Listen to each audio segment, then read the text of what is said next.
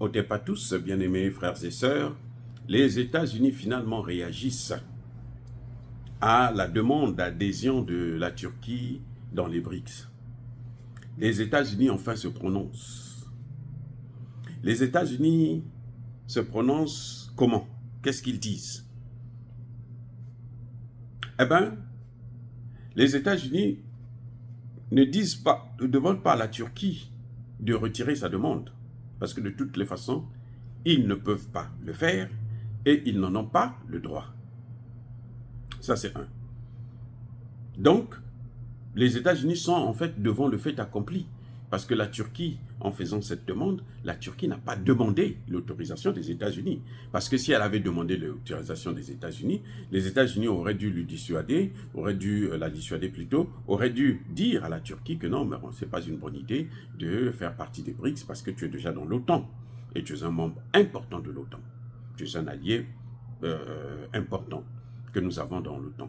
N'oublions pas que la Turquie, c'est la deuxième armée la plus puissante plutôt des pays de l'OTAN. Alors, mais les États-Unis font la diplomatie.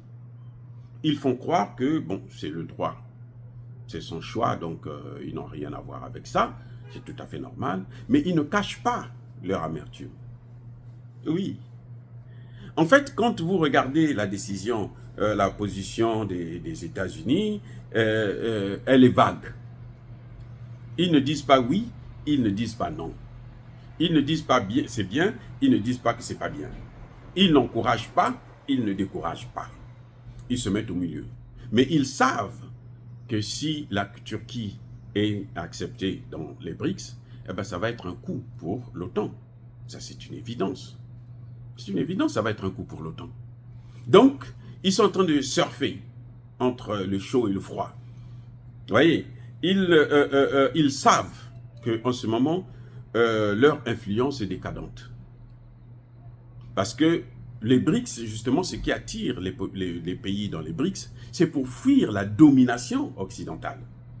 C'est ça qui attire les pays de BRICS. Les pays vont vers les BRICS parce qu'ils veulent fuir la domination de l'Occident. Parce que l'Occident a toujours utilisé la violence. Les États-Unis ont une base, un budget militaire qui s'élève à près de 800 milliards de dollars.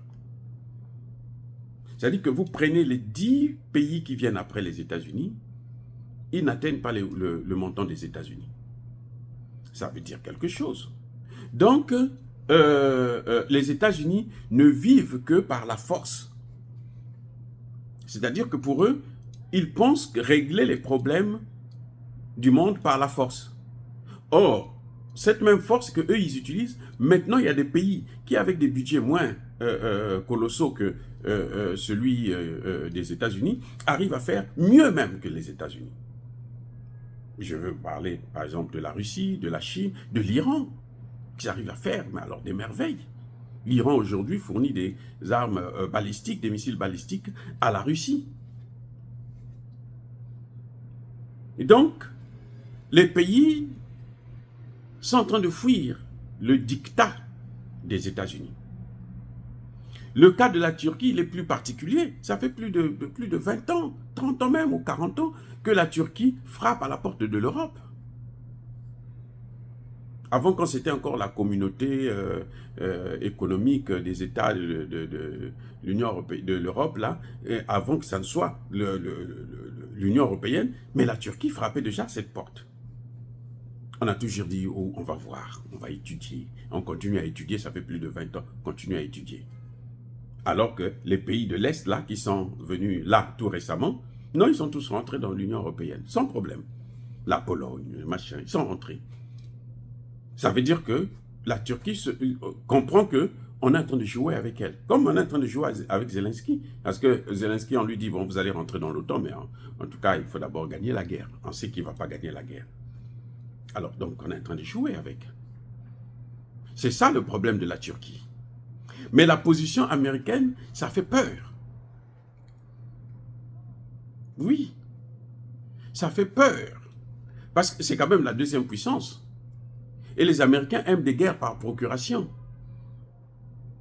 Surtout si c'est une guerre de haute intensité, vous n'allez pas voir les Américains aller affronter les Russes ou les Chinois. Ce n'est pas possible.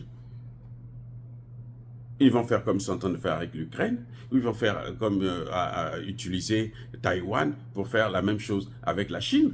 Mais ils ne vont pas aller eux-mêmes directement venir affronter la Chine ou machin. Ils savent que ça risque de dégénérer, et puis eux, ils risquent de perdre cette guerre. Parce qu'ils ne sont pas les plus forts. Ils n'ont pas l'expérience. Ils ont perdu l'expérience. D'ailleurs, ils n'ont jamais fait de guerre. La Seconde Guerre mondiale, ils sont venus après le débarquement, là, quand ils sont venus. Le débarquement de Normandie, là. Mais la guerre était déjà pratiquement terminée, puisque la Russie était déjà en Allemagne, dans le bunker de Hitler. Donc, vous voyez, les États-Unis masquent leur peur de perdre un partenaire très important. Ils ont peur de ça. Donc, quand vous écoutez les responsables de la CIA qui en parlent, vous sentez qu'il y a la peur, parce qu'ils ne savent pas comment ils vont faire, comment ils vont remplacer. Et si la Turquie part, ben, il y aura d'autres pays européens qui vont partir aussi.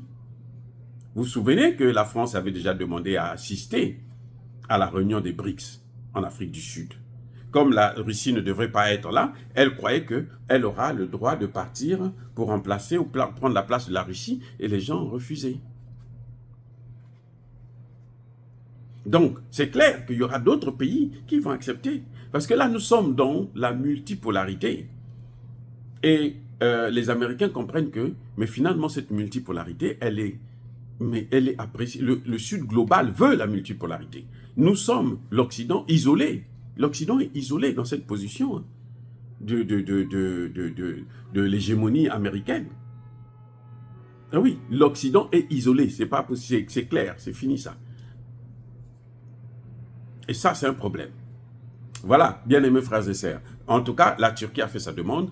Malheureusement, les pays du BRICS ont suspendu des nouvelles adhésions jusqu'à l'étude globale du processus. On va mettre en place un processus avec des listes de différentes catégories avant d'être membre à part entière. Les chanceux, c'est l'Iran et l'Éthiopie et l'Égypte, parce que ce sont les pays qui sont déjà membres.